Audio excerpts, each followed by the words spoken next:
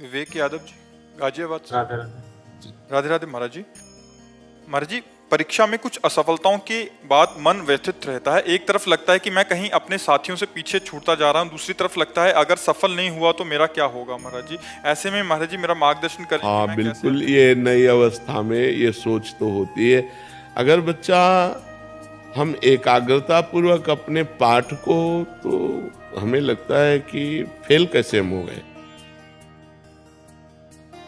आपके ग्रंथ इतने बड़े बड़े नहीं, हमारे ग्रंथ इतने मोटे मोटे हैं। स्वाध्याय हर चीज का 10 साल पहले पढ़ा होगा, अगर वो बात पूछोगे तो अभी 10 मिनट में पूरी उसकी व्याख्या करके बता देंगे। अगर आप प्रयासरत हो, प्रयत्नरत हो, तो अपने विषय में असफल कैसे हो जाते हो। या तो आप ब्रह्मचर्यहीन हो रहे हो, इधर उधर प्रपंच कर रहे हो, अपनी पढ़ाई से विमुख आचरण कर रहे हो, मनोरंजन कर रहे हो। नहीं तो बच्चा, अपने चैप्टर को हमें 1 साल दिया जाता है, 1 वर्ष दिया जाता है अपने चैप्टर को कंठस्थ करने के लिए, पुष्ट करने के लिए। कितनी पढ़ाई होगी। बिल्कुल, मतलब जिस विषय में लगो उस विषय में एकदम। तो हम कह रहे हैं तुम्हारा जो चैप्टर है हम उसे कंठस्थ कर सकते हैं। तो हम इतने कमजोर क्यों हैं कि हम फेल हो जाते हैं। अगर ये हो कि भाई टीचर कोई पक्षपात करता है तो बात अलग है, नहीं तो हम फेल क्यों हो जाते हैं। कहीं ना कहीं हम गलत हैं। हम अपनी गलती को सुधारें।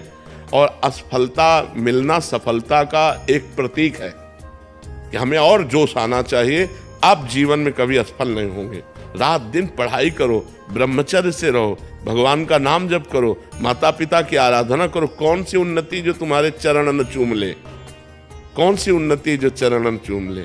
इसलिए हमें तो लगता है कि हम अपने धर्म ग्रंथों को ऐसे याद किए हैं जैसे काका गागा नहीं याद किया जाता, ऐसे याद। उठते बैठते चलते फिरते जो पद है, पूरी 84 जी, पूरा सुधानिधि जी, पूरी सेवकवाणी, पूरी स्फुटवाणी, उसे जिस विषय में लगे तो अपने विषय में लगे, जिस विषय में लगे तो एकदम लगे। तो आप फेल कैसे हो गए। अपने विषय का ज्ञान आपको क्यों नहीं है। ऐसा तो कोई चैप्टर प्रश्न दिया नहीं जाता जो क्लास का ना हो।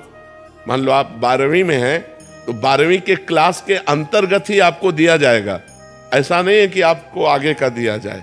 आप जितनी क्लास में पहुंचते जाएंगे योग्यता, उतना ही आपको प्रश्न दिया जाएगा। तो हमको अपने चैप्टर को घुस करके घुन की तरह लगना चाहिए। जैसे गेहूं में घुन लग जाता है ना, पूरा खोखला कर देता है, ऐसे में अपने चैप्टर में लग करके पूरे चैप्टर को अपने माइंड पे बैठा लेना चाहिए। हमारा माइंड बहुत विस्तार से है, अनंत जन्मों के संस्कार भरे हुए हैं। छोटी सी चिप में मन की अनंत जन्मों के, तो ये सब पूरा आपको भर लेना चाहिए। कहीं ना कहीं आप प्रमाद कर रहे हैं, कहीं ना कहीं आप त्रुटि कर रहे हैं, उसको संभालिए। नहीं तो ये निराशा ऐसी बढ़ जाएगी कि जीना मुश्किल हो जाएगा। बच्चे, अभी बच्चे हैं ना, अब जैसे देखा कि जैसे इन्होंने कहा हमारे दोस्त सफल हो रहे हैं, तो दोस्तों के सामने नीचा, घर परिवार में जाने पर कि यार हमने यार इतने रुपए लगाए और तुम फेल हो गए, यार ठीक नहीं है। अब वो अंदर से इतना घुट जाता है कि उसे एक रास्ता दिखाई देता है।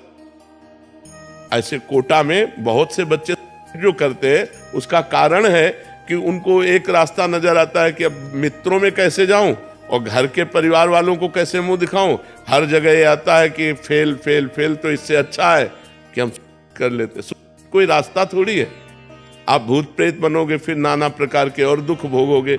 हमें चाहिए कि हम अपनी गलतियों का सुधार करें। मोबाइल में रील देखने में समय बर्बाद ना करें, गेम देखने में बर्बाद ना करें, गर्लफ्रेंड बॉयफ्रेंड वाली झंझट में ना पड़े, इस प्रपंच में ना फंसे। अगर आप सही से चलो और ब्रह्मचर्य धारण करो, तो ब्रह्मचर्य में इतनी सामर्थ्य है कि सब कुछ याद हो सकता है। बच्चा सब कुछ याद हो सकता है।